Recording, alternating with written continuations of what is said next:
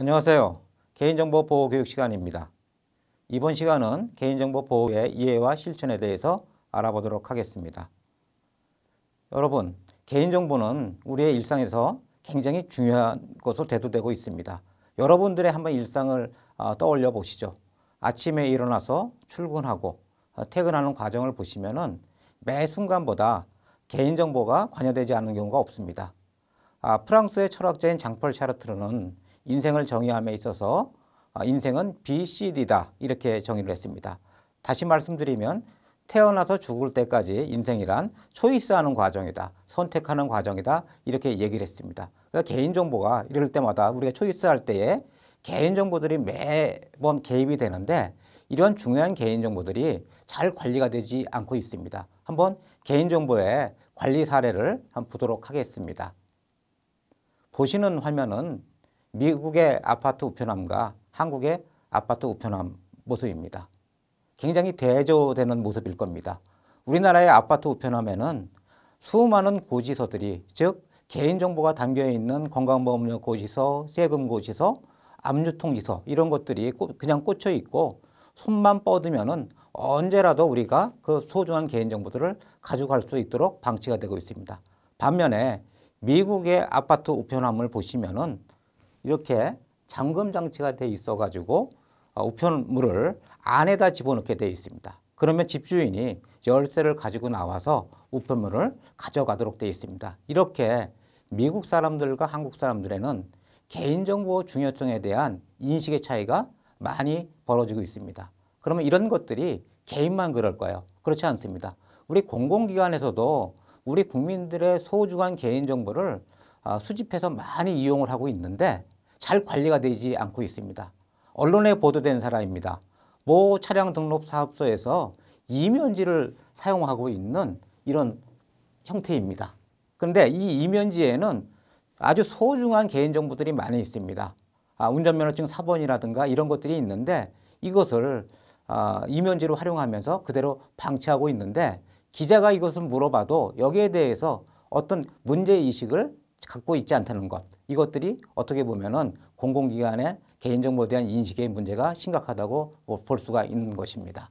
이렇게 개인정보는 개인의 행복 추구와 아주 밀접한 관련을 가지고 있습니다. 그리고 개인뿐만 아니라 사회 안전 및 기업 발전에도 아주 필수적인 요소가 되고 있습니다. 특히 기업 같은 경우에 이 개인정보가 없으면은 마케팅을 할 수가 없습니다. 그러다 보니까 어떤 동의 수집 절차를 거쳐서 수많은 개인정보를 수집하고 있는데 이것들이 잘 관리가 안 되고 있는 것이죠. 또 국가 입장에서도 개인정보가 유출이 되고 노출이 된다면은 공공행정의 신뢰성도 하락되고 국가 브랜드도 하락되는 이런 문제들이 발생하게 되는 것입니다. 그러면 개인정보가 무엇인가에 대해서 여러분들이 먼저 알으셔야 됩니다. 과연 개인정보가 어디에서부터 어디까지 개인정보냐? 어떤 것은 개인정보고 어떤 것은 개인정보가 아니냐? 이게 중요합니다. 개인정보보호법 2조에서는 개인정보에 대해서 정의를 하고 있습니다. 개인정보란 살아있는 개인에 관한 정보다 이렇게 정의를 하고 있습니다. 또한 해당 정보만으로는 특정 개인을 알아볼 수 없다 하더라도 쉽게 결합하여 알아볼 수 있으면 이것은 개인정보다 이렇게 얘기를 하고 있습니다. 여기서 살아있는 개인에 관한 정보다 다시 말씀드리면은 돌아가신 분의 개인정보는 개인정보가 아니라는 얘기입니다. 살아있는 사람들, 우리 인간들은 살아서 죽을 때까지 법률 행위의 주체가 됩니다. 그래서 살아있는 동안에만 우리가 개인정보보호법에 적용을 받고 죽은 다음에는 개인정보보호법에 적용을 받지 않습니다. 그리고 개인에 관한 정보다 이렇게 되어 있는데 법률 행위를 할 수 있는 주체는 자연인과 법인이 있습니다. 그래서 살아있는 개인은 자연인만 얘기하는 거기 때문에 법인에 관련된 정보는 개인정보보호법에 적용을 받지 않습니다. 예를 들어 육아종합지원센터나 어린이집에 원장님의 이름과 원장님의 사무실 전화번호와 어린이집의 주소는 개인정보보호법에 적용을 받지 않습니다. 살아있는 개인이 아니기 때문입니다. 그리고 개인정보라는 것은 키가 뭐냐면 특정 개인을 식별할 수 있는 정보냐 아니냐 이거에 따라서 개인정보다 아니다를 우리가 판단하고 있습니다. 하나만 가지고도 개인정보를 식별할 수 있는 게 있겠죠. 요 지문이라든가 특히 대표적인 게 주민등록번호입니다. 주민등록번호는 누가 뭐래도 개인정보입니다. 이건 뭐 이의를 제기할 사람이 아무도 없습니다. 그런데 하나만 가지고서는 특정 개인을 식별할 수 없는 것들이 많이 있습니다. 통상 우리는 이렇게 이름 하나만 가지고 특정인을 식별할 수 있을까요? 이름 하나만 가지고선 특정인을 식별할 수가 없습니다. 우리나라는 동명이인들이 많이 있기 때문에 이름 하나만 가지고서는 식별할 수가 없습니다. 예를 들어가지고 제가 홍길동인데 홍길동 해가지고서는 저라는 사람을 식별할 수가 없습니다. 그런데 행복 어린이집에 근무하고 있는 홍길동 선생님 이렇게 직장과 두 개가 결합이 된다 그러면은 나라는 사람을 식별할 수 있습니다. 이렇게 개인정보는 하나만 가지고도 식별할 수 있는 경우가 있지만은 두 개 이상이 결합돼서 식별할 수 있다 그러면은 그것은 개인정보다 이렇게 얘기를 할 수 있는 것입니다. 그래서 주소라든가 이름이라든가 직장명, 전화번호 이런 것들이 결합이 돼서 식별할 수 있기 때문에 이런 것들은 개인정보다 이렇게 얘기하고 있습니다. 그래서 개인정보라는 것은 어디에서부터 어디까지 개인정보다 이렇게 정의할 수가 없습니다. 가장 대표적인 개인정보들은 이렇게 주민등록번호, 이름, 주소, 통신위치정보, 사회적 정보, 금융정보 이런 것들이 가장 대표적인 개인정보입니다. 그래서 개인정보는 이렇게 쉽게 결합해서 개인을 식별할 수 있으면 다 개인정보이기 때문에 계속 이런 개인정보들은 확대되고 있는 추세입니다. 개인정보보호법 3조에 보면은 개인정보의 보호 원칙이 나와 있습니다. 8대 항목이 있습니다. 여기에 보면은 중요한 내용들이 다 여기에 명시되어 있습니다. 개인정보는 적법하고 정당하게 최소한으로 수집해야 된다. 그리고 목적외로 활용해서는 안 된다. 그리고 정보 주체의 권리를 보장하고 안전하게 관리를 해야 된다는 주요 원칙들이 다 나와 있습니다. 그래서 선생님들은 개인정보를 수집하고 관리할 때에 항상 이 8대 원칙을 생각하시면서 관리를 해 주셔야 됩니다.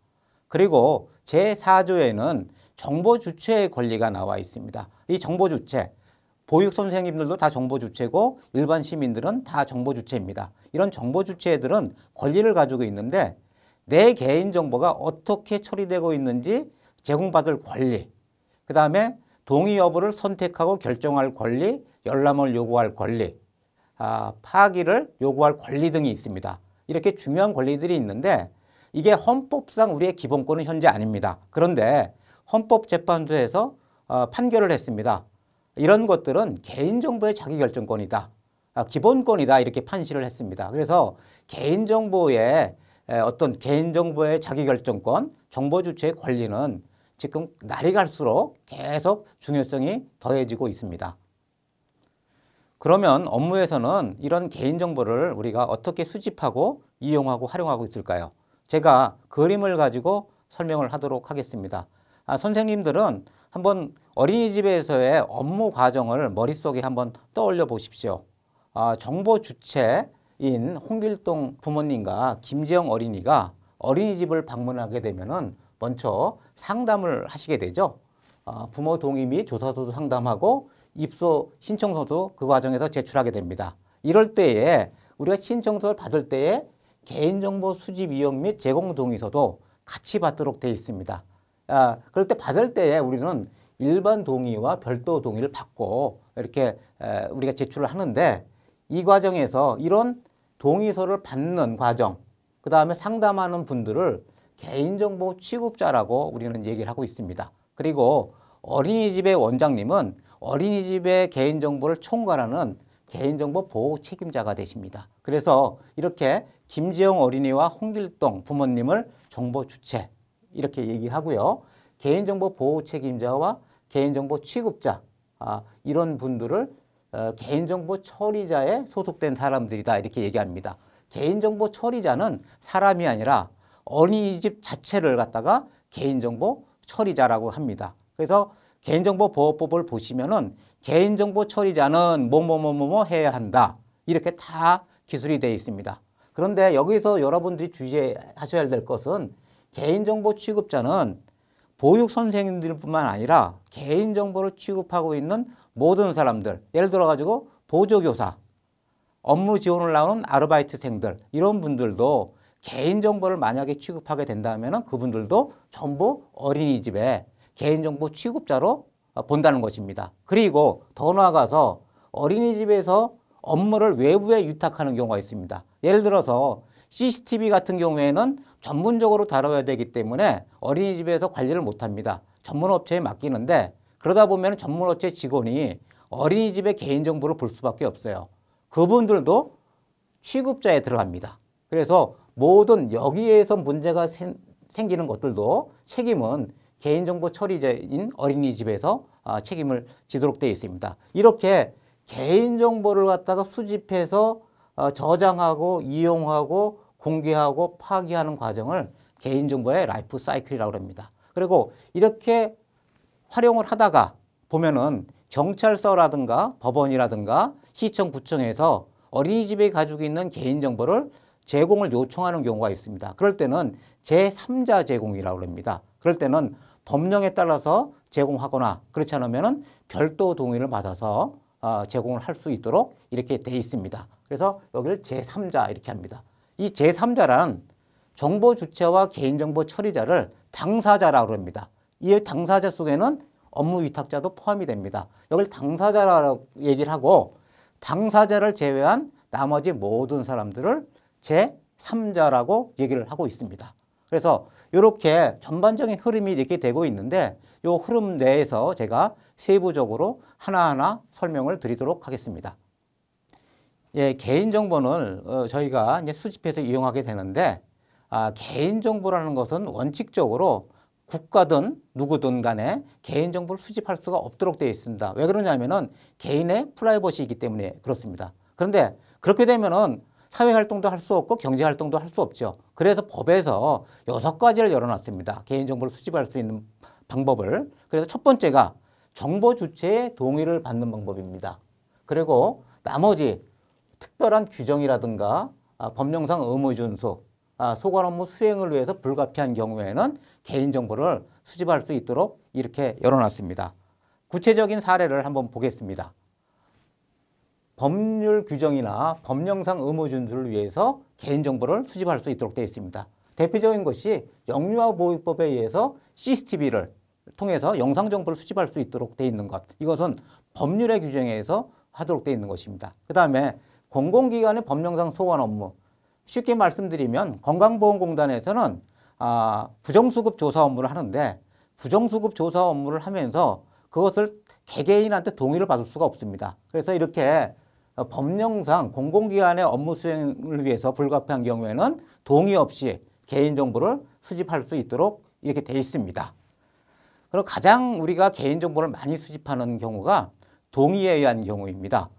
동의는 받을 때는 우리가 반드시 4개 항목을 고지를 해주고 받아야 됩니다. 그냥 받으면 안 됩니다. 그래서 수집 이용 목적, 항목, 보유 이용 기간, 동의 거부 권리 및 동의 거부 시 불이익이 있다는 내용을 반드시 고지를 하고 수집을 해야 됩니다. 근데 이 동의받는 방법이 아주 자세하게 나와 있습니다. 시행령 17조와 시행규칙 4조에 의하면은 동의서의 글자 크기까지도 명시가 되어 있는데 글자 크기는 9포인트 이상이 되어야 된다. 이렇게 아주 박아놨습니다. 법령에다가.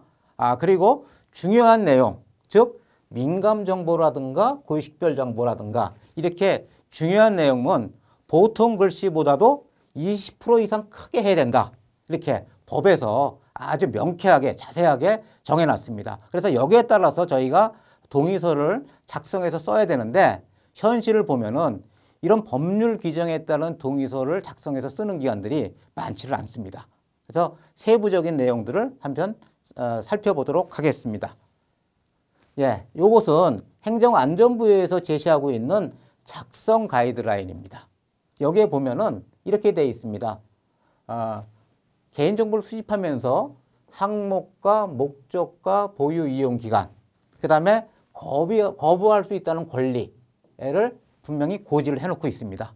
그리고 중요한 내용인 보유 기간은 중요한 내용이기 때문에 1년이라고 크게 하고 다른 색깔로 표시를 하고 있습니다. 그래서 일반 정보에 대해서 이렇게 동의, 미동의, 이렇게 동의를 받고요. 그 다음에 별도로 민감정보, 민감정보라는 것은 질병명, 감염기간, 건강정보를 민감정보라고 그러는데 민감정보에 대해서는 또 별도로 동의, 미동의 따로 받아야 됩니다.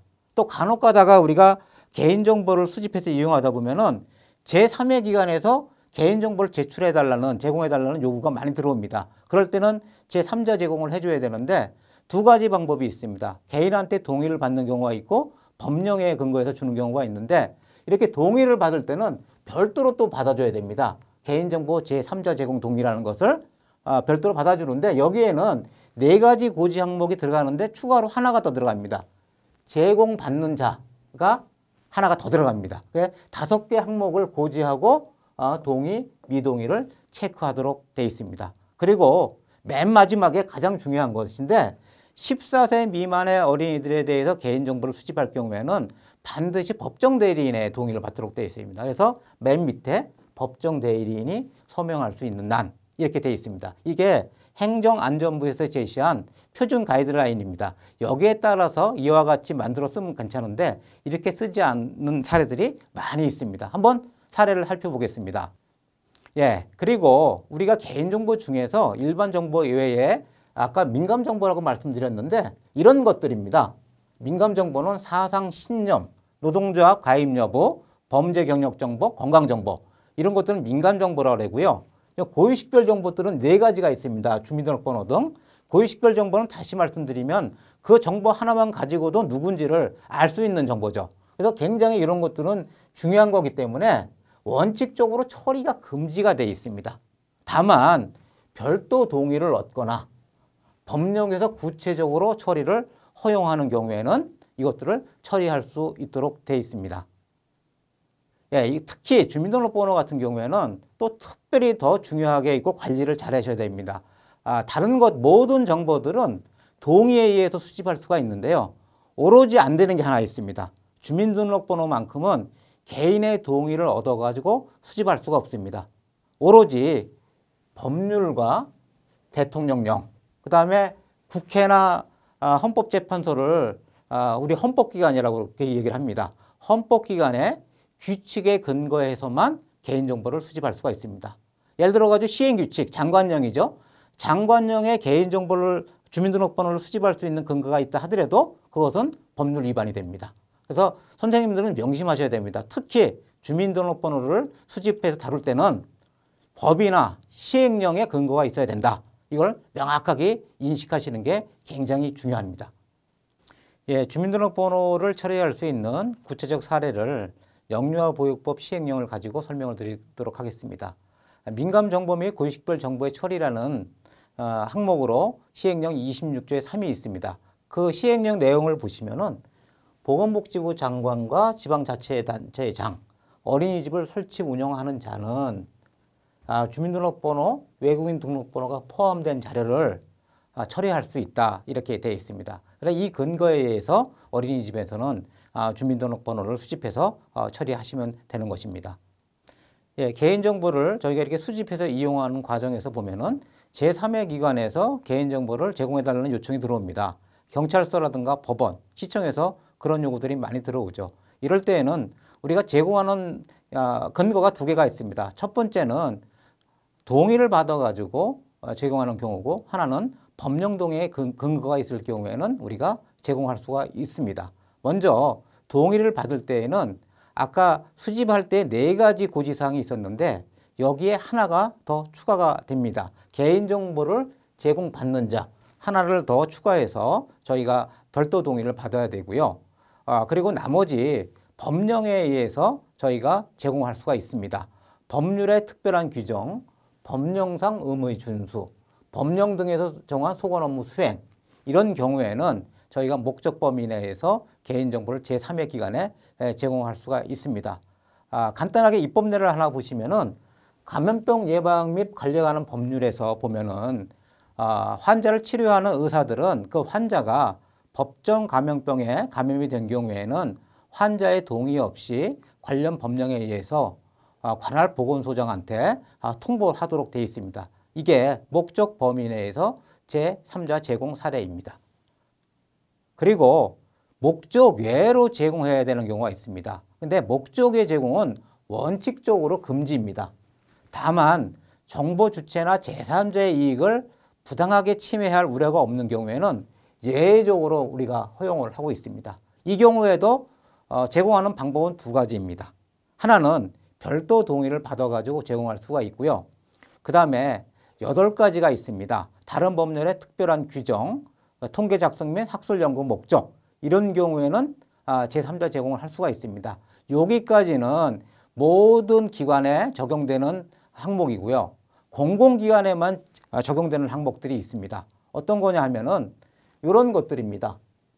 범죄 수사 및 공소 제기, 법원의 재판 업무 수행, 보호 처분의 집행, 이런 목적을 위해서 해당 기관에서 개인정보를 요청할 경우에는 그 근거에 따라서 저희가 개인정보를 목적외로 제공을 해줘야 됩니다. 입법례를 보시면은 감사원법 27조에 보면은 감사원에서 감사를 나와서 감사 자료 제공을 요청하게 되면은 공공기관에서는 감사 자료를 제출하도록 되어 있습니다. 그런데 당초 우리가 개인정보 수집할 때에 감사원에 제출하기 위해서 수집한 게 아닙니다. 목적 자체가 보육 어린이 교육을 하기 위해서 수집한 건데 감사원에 제출하라는 것은 목적 내가 아니죠. 목적 외로 제공하는 것인데 이 경우에는 감사원법에 관련 근거가 있기 때문에 감사원법의 근거에서 우리가 수집 목적 외로 제공할 수가 있습니다. 통상 우리가 목적의 제공이다 하니까 위법한 것으로 생각할 수가 있습니다. 그런데 목적의 제공이라고 해가지고 다 위법한 사항은 아닙니다. 이렇게 법률의 근거에 의해서 제공하는데 당초 수집한 목적과 별개로 제공하기 때문에 이것을 목적의 제공이다 이렇게 얘기를 하고 있습니다. 여기에 대해서 선생님들이 명확하게 개념을 좀 파악하셔야만이 다른 기관에서 개인정보 제공 요청이 들어올 때 여기에 대응할 수가 있는 것입니다. 예, 또 다른 사례를 하나 보시면은 시설회장은 건강검진 검사 자료를 당사자의 동의 없이 제3자에게 제공할 수가 없습니다. 다만 제공 가능한 경우가 이렇게 5가지가 있습니다. 그래서 여기에 보시면은 범죄 수사, 공소의 제기, 법원의 재판 업무 수행, 앞의 사항과 동일하죠. 이런 경우에는 제3자한테 정보를 제공할 수 있도록 이렇게 되어 있습니다. 이렇게 우리가 개인정보를 수집해서 이용하다 보면은 이제는 수집 목적이 달성이 되면은 개인정보를 파기를 해야 됩니다. 그런데 개인정보보호법에는 그 보유기간이 명시가 되어 있지 않아요. 뭐 3년을 보관해라, 5년을 보관하라가 되어 있지 않습니다. 오로지 수집 목적이 달성되면 즉시 폐기하라 이렇게 되어 있는데 즉시라는 개념은 5일 이내입니다. 5일 이내에 폐기를 해야 되는데 공공기관 같은 경우에는 목적이 달성됐다고 바로 폐기를 하시면 안 됩니다. 왜 그러냐면은 공공기록물 관리에 관한 법률에 보면은 거기에 문서별로 준연구 10년, 5년, 3년, 1년 문서를 공공기관은 별도로 보관기관들이 정해져 있습니다. 여기에 따라서 별도 보관하다가 보관기간이 지나야만이 폐기를 할 수가 있는 것입니다. 그래서 공공기관 기록물 관리에 관한 법률을 적용받는 어린이집도 이런 내용들을 다 파악해서 보존기간이 지났는지를 여러분을 보시고 난 다음에 파기를 하셔야 됩니다. 영유아보육법 시행규칙 23조에 보면은 어린이집 문서 보존 연한이라는 게 있습니다. 여기에 보면은 인사기록카드나 보육교직원 관리대장 이런 것들은 준연구, 영유아 생활기록부는 10년 동안 보관하도록 되어 있습니다. 그리고 기타 어린이집 운영에 관한 서류들은 3년, 그 다음에 기타 업무 연락 서류들은 1년 동안 보관하도록 되어 있습니다. 근데 이러한 문서들에 보면은 개인정보들이 다 포함되어 있겠죠. 그래서 어린이집에 개인정보의 보유 이용기간을 정하실 때에는 이렇게 어린이집에 있는 문서 보존 연한 이거를 참고하셔가지고 여기에 맞춰서 개인정보의 보유 이용기간을 정하시는 게 가장 무난할 듯 합니다.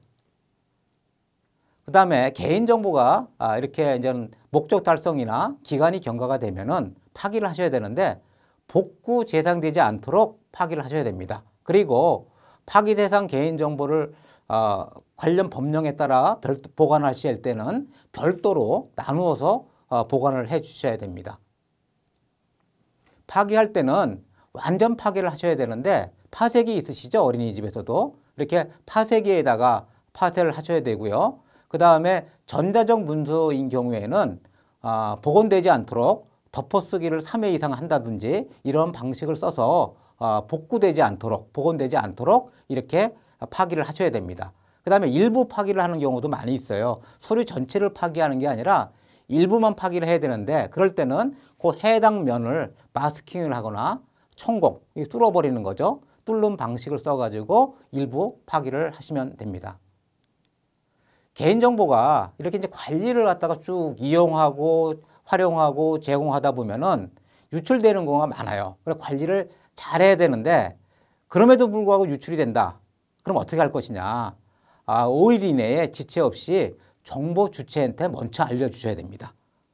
정보 주체한테 알려주시고 난 다음에 만약에 1000건 이상이 유출이 된 경우에는 행정안전부라든가 한국인터넷진흥원에 정보 주체한테 통지한 내용을 보고하도록 이렇게 되어 있습니다. 그래서 정보 주체한테 통지한 내용들은 다음 장에서 한편 살펴보도록 하겠습니다. 정보 주체에 통지할 때는 유출된 개인정보의 항목, 유출 경위, 그 다음에 피해 최소화 방법, 구제 절차, 담당자 연락처 이런 내용들을 즉시 5일 이내에 알려주도록 되어 있고 이런 내용을 알려줬다는 것을 행정안전부나 한국인터넷진흥원에다가 보고를 하시면 됩니다. 예, 제가 지금까지 개인정보란 뭐냐 정의서부터 개인정보 처리 단계를 여러분께 쭉 설명을 드렸습니다. 근데 개인정보란 뭐냐에 대해서 여러분들이 아셔야 될 것은 개인정보라는 것은 식별 가능성이다. 2가지 이상의 개인정보가 결합이 돼서 누군지를 알 수 있다면 그것은 개인정보다. 이렇게 개념을 잡으시고요. 그 다음에 개인정보를 수집 이용해서 파기하는 단계까지, 즉 처리 단계인데 이 처리 단계에서는 여기 붉은색으로 써 있는 것들만 선생님들이 명확하게 유의를 하시면 될 것 같습니다. 최소한으로 개인정보는 수집을 해야 된다. 그리고 동의받을 때에는 고지를 해줘야 된다. 그리고 목적외로 사용하면 안 되고 항상 개인정보는 잠금장치가 있는 곳에 보관을 해줘야 된다. 그리고 보유 목적이 달성되거나 보유기간이 경과되면 즉시 파기해야 된다. 이 사항들만 여러분들이 아신다고 그러면은 어린이집에서 업무 처리를 하시는데 크게 문제가 없을 것으로 저는 생각하고 있습니다. 잘 숙지해 주시기를 부탁드립니다. 지금까지 개인정보 이해와 실천에 대해서 알아봤습니다. 감사합니다.